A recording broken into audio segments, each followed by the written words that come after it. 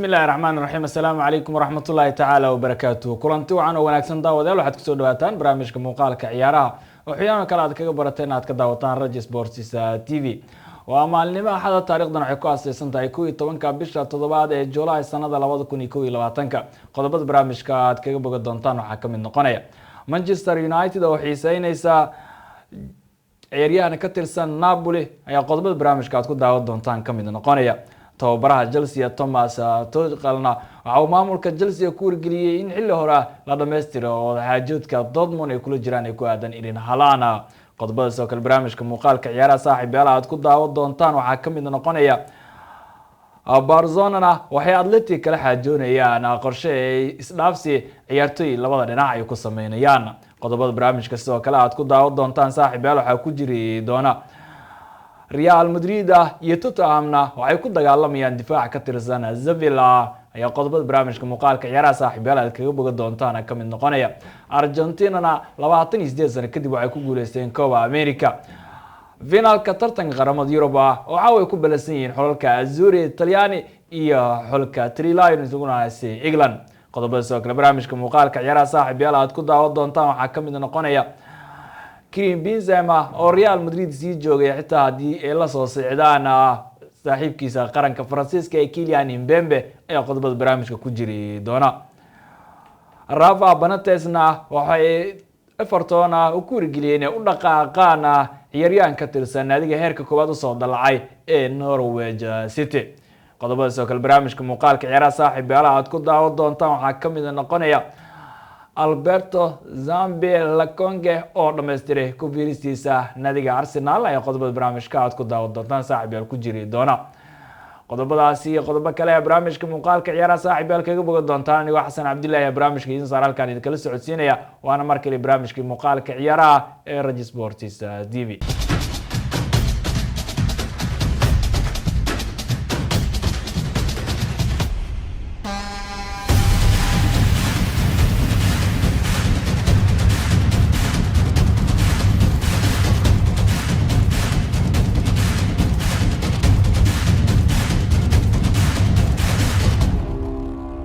intaasi waxay ahaayeen daawadayaal qodobada ugu waaweyn barnaamijka muuqaalka ciyaaraha ee Rajis Sports TV maanta oo xada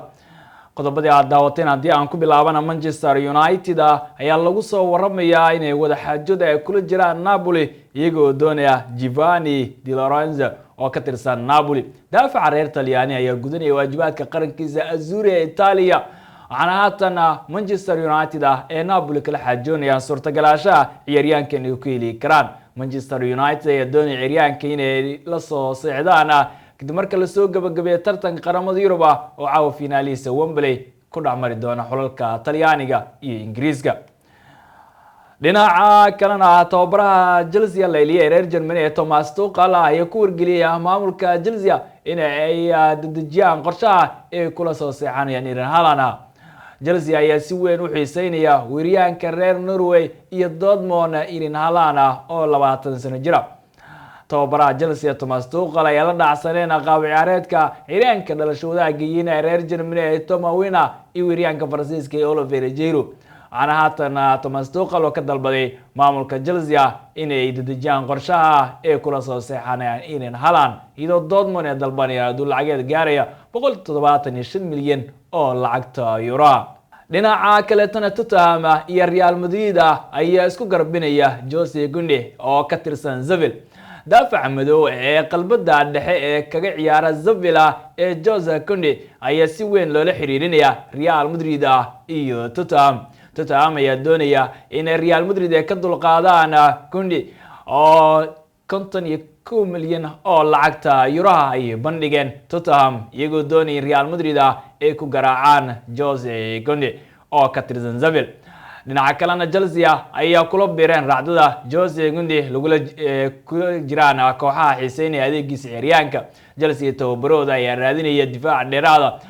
hadii oo Fabio Stamford Bridge Cardo Zuma oo suurtagal laga dhigay inuu Stamford Bridge oo ka dhaqaaqi karo inta daaqada kala wareega ciyaartoyda Frontay Jose Gunde oo difaaca tay wanaagsan soo bandhigay xilli ciyaareedkii la soo dhaafay ay Real Madrid iyo Tottenham ku loolamayaan iyadoo Chelsea xilli dambe loolanka ciyaaryahanka ay ku biireen Real Madrid ayaa raadinaya bedelka Sergio Ramos oo caga dhigtay Paris Saint-Germain. dhinaca kalena tababari hore Real Madrid Zinedine Zidane ayaa meesha ka saaray suurtagalnimada in mar kale maqalta inuu ku laabto Santiago Bernabeu iyo Real Madrid. Zidane ayaa iska diiday meeshana ka saaray suurtagal aashaha mar kale Real Madrid oo ugu laaban karo. tababari hore Real Madrid 49 sano jir ayaa la xiriirinaya shaqada qaranka Faransiiska Didier Deschamps oo maamulo. waxaana tababara Zidane la faahfaahiyay inuu daneynaya xilka tababarnimo ee qaranka Faransiiska isagoo markaan doonaya in dhanka kooxaha oo ka weecday isagoo doonaya in dhanka xulalka uu weecdo tababari hore ee Real Madrid Zinedine Zidane. Arsenalna waxa ay soo bandhigeen daafaca reer Portugal ee Nuno Tavares. Ciyaaryahankan reer Portugal ayaa kaga soo biiray jihada Benfica 14.6 milyan oo lacagta euro ay Benfica ka soo siiseen Arsenal. wuxuuna ciyaaryahanka la gaaray heshiisa 5 sano oo qalin ku doogay oo Fly Emirates uu ku sii joogi doono ciyaaryahanka madow ee reer Portugal ee Nuno Tavares. dhinaca kalena Blaugrana iyo Atletico ayaa waxa uu socdo wada hadallo labada dhinac ee xidiga isku dhaafsanayaan. Blaugrana ayaa xiiseynaya 26 sano jirka kubadda sameeyay Spain Joao Nicosia. Atletico dhankooda ay doonayaan dib u soo ceshadaan Anthony Griezmann. ciyaaryahanka qaybta aan ka ahayn qorshaha tababaraha reer Netherlands ee Blaugrana maamula Ronald Koeman ayaa lagu soo waramayaa in gadaal oo ka reexay qorshaha Blaugrana ee kula soo seexanayaan Joao Nicosia. 26 sano jirkaana ayaa macquul laga dhigayaa Wanda Metropolitano oo faarajin kara xil ciyaareedka soo aadan iyadoo kooxaha Premier League ee Chelsea, Manchester United, Liverpool ee dhamaantood xiiseynayaan Joao Nicosia. waxaana lagu soo waramayaa in Blaugrana ee Atletico la xaajoonayaan suurtagalaashaha ay isku dhaafsan karaan ciyaaryahanka hore Atletico Anthony Griezmann oo 30 sano jira. dhinaca kalena ciyaaryahanka dib ugu laabtay Real Madrid ee Dani Ceballos ayaa meesha ka saareen in macquul ay tahay in Premier League marka uu ku laabto. ciyaaryahanka ayaa kala hadlaya suurtagalaashaha Real Madrid qorshaha tababar Carlo Ancelotti haddii uu qayb ka yahay haddii kale. waxaana Dani Ceballos oo laba xil ciyaareed oo ku qaatay waqooyi London ay ka dhisay Arsenal Gunners oo san meesha ka saarin in macquul ay tahay in Premier League xil ciyaareedka soo aadan uu ka ciyaaro. laakiin ciyaaryahanka ayaana sheegin halka uu ka ciyaarayo in The Gunners dib ugu laabanayo in koox kale uu tijaabinayo xil ciyaareedka soo aadan. laakiin ciyaaryahanka ayaa qiray in Premier League ay macquul tahay in mar kale uu ku soo laabto. dhinaca kalena tababaraha dhawaangalka Everton ee Rafa Benitez ayaa maamulka Everton ku wargeliyay inay u dhaqaaqaan daafaca Max Aarons oo ka tirsan Norwich. nadiga heerka labaad ka soo dalacay xagaaga soo aadan Premier League ka soo muuqanaya Norwich City. ciyaaryahan ka tirsan ee daafaca ka ciyaara ayuuna doonaya tababar Rafa Benitez in la keeno Gothenburg. Max Aarons ayaana ka mid ah xidigaha Norwich bandhiga sare ka sameeyay ciyaareedka la soo dhaafay Real heerka labaad ee Championship-ka isagoo ka caawiyay Norwich City in ay ku soo laabtaan Premier League. dhinaca kalena naadiga reer Talyaani ee Napoli ayaa Chelsea kala xaajoonaya suurtagalaashaha Emerson Palmieri ee kula saxiixan karaan. Napoli ayaa wax ka weydiinaya Chelsea suurtagalaashaha Emerson Palmieri ee ku heli karaan ciyaaryahankan hore kaga soo ciyaaray kaalsha dalka Talyaaniga haatan naga xiiseynaya geeda San Paolo iyo magaalada Napoli. ciyaaryahankan ayaa booska joogtada aan ka heenaa shaxda tababaraha reer Chelsea maamulay reer Germany ee Thomas Tuchel. waxayna Napoli shaaca ka qaadeen in ay xidigaasi la soo dhaqaaqi doonaan Chelsea iyagoo qiimo walba oo Chelsea dalbatana Napoli ay sheegeen inay diyaar u yihiin in Chelsea ay faraha ka saaraan si Emerson Palmieri ee gacanta ugu soo dhigaan. dhinaca kalena naadiga Borussia Dortmund ayaa ku biiray raacdada loogu jiro oo weeryahanka Chelsea iyo qaranka England ee Three Lions ee Tammy Abraham. ciyaaryahanka 23 sano jirka ayaan qayb ka qorshaha tababar Thomas Tuchel xil ciyaareedkii soo ilaaday shaxda koobaad isagoo keedka kaga jira geeda Stamford Bridge. naadiga Signal Iduna Park ku ciyaartay ee Dortmund ayaana loolan kala kulmaya West Ham iyo Aston Villa oo xiiseynaya Tammy Abraham. Karim Benzema dhanka kale Real Madrid ayuu shaaca ka qaaday si joogi doono xil ciyaareedka soo aadan xitaa haddii la soo sixdaan saaxiibkiisa qaranka Faransiiska ee Kylian Mbappe.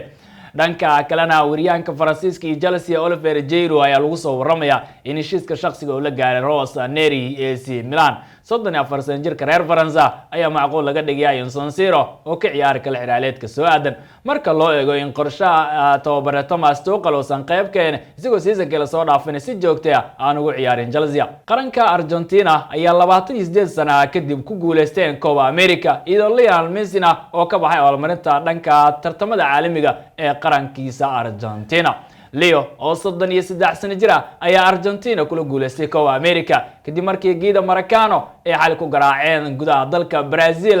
xulka Salakawa laguna haneysay Brazil. gool yimid daqiiqadii 22aad ee qaybtii hore ee ciyaarta Angel Di Maria oo dhaliyay ayaa Argentina kaga filnaaday inay soo gabagabeeyaan abaarta daba dheeraatay 28 sano ee mooganaayeen Copa America.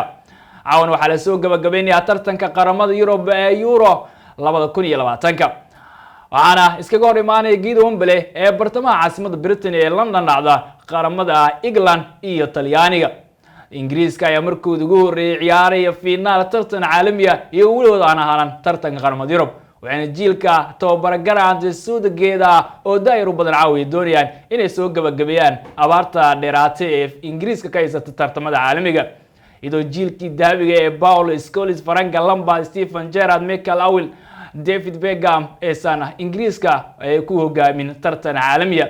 jiilka haatan tababare Gareth Southgate ayaan caawa la eegi doonaa inay abaartaas soo gabagabeeyaan. geeska Afrika waxaa kulankan la daawanaya todobada aan iraade 4 habeenimo ama caawa 4 saac oo habeenimo 10 caawisnimo u dhigan ayaana geeska Afrika laga daawanaya. guudaan inta ayaan kusoo gabagabeynaya barnaamijkii muuqaalka ciyaaraha anigu Xasan Cabdullaahi barnaamijkiisa halkan idin kala socodsiinayay kaamirada farsamada Cabdulla Tiirka iga caawiyay inta kulmi doona amaana.